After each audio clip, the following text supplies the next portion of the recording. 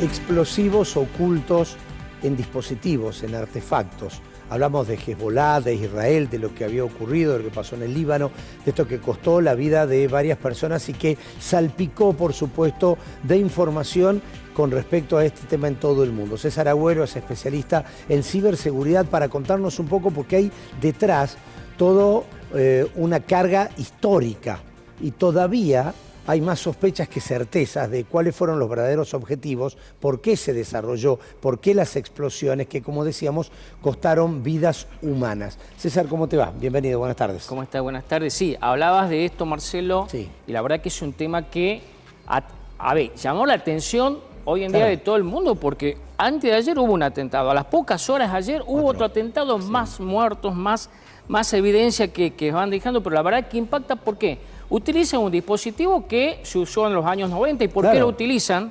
Netamente porque estas organizaciones buscan por ahí tecnologías que están descolgadas, que no son utilizadas, y la usan como un canal de comunicación, porque fíjate que no lo van a poder rastrear. Estas tecnologías tienen frecuencia UHF o se mueven a través de radiofrecuencias, entonces de esa manera no lo podés detectar, ¿no? Claro, es como mandar una carta y no un mail, por ejemplo, ¿no es cierto? Volver a una tecnología, la de los beepers. En algún momento uno se tenía que comunicar, hablaba a un teléfono, ese teléfono bajaba el mensaje, quien tenía el beeper lo recibía, pero esta vez fueron explosivos. Así es, casualmente, ¿por qué pasó esto? En realidad, y lo manifestabas en un momento, fue un dispositivo unidireccional, o sea, únicamente recepcionaba y era pasiva su acción, y luego ahora, en la actualidad, fíjate que ya son resistentes al agua, y más allá de eso también son bidireccionales, o sea, también podés recibir. En este caso surgen algunas cuestiones o algunas hipótesis que se están manejando de este tema, ¿no?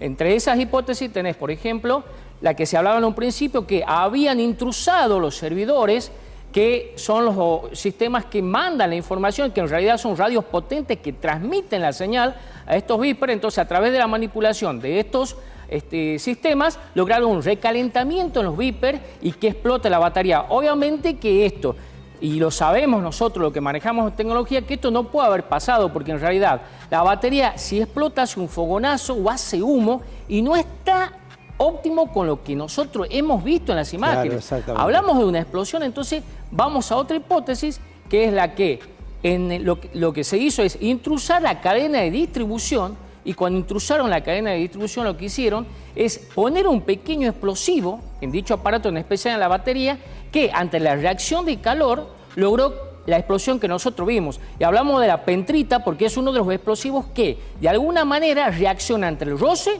o al calor. Obviamente, sumado a esto, el RDX, que también es un explosivo importante que genera este tipo de explosiones, ¿no? Bueno, esto llamó la atención, indudablemente cometió desde el punto de vista de lo que fue la intención, el impacto que querían.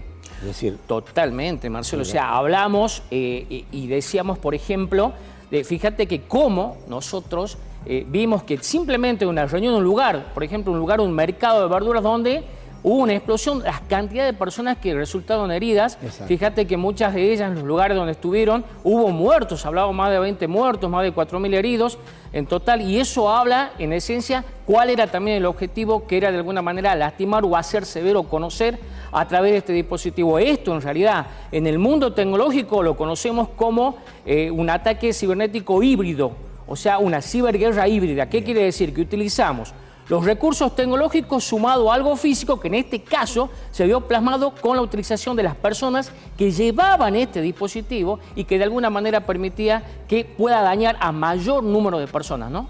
Cantidad importante entonces de muertos y de heridos. Te agradecemos la aclaración porque estamos muy lejos.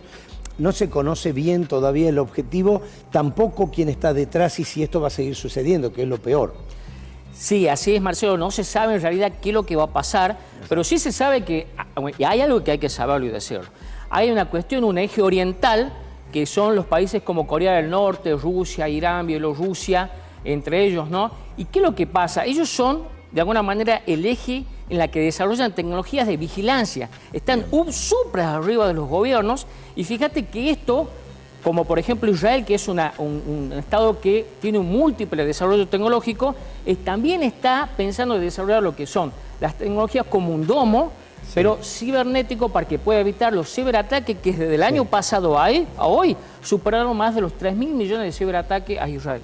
Como decíamos, espero que lo que el hombre descubra y que lo que el hombre pueda hacer y genere que sea para el bien de la humanidad y no para que se pierdan vidas. Gracias, César. Como Hasta siempre, la un semana que gusto viene. estar contigo, bueno, y hablar de estos temas, ¿no? Continuamos.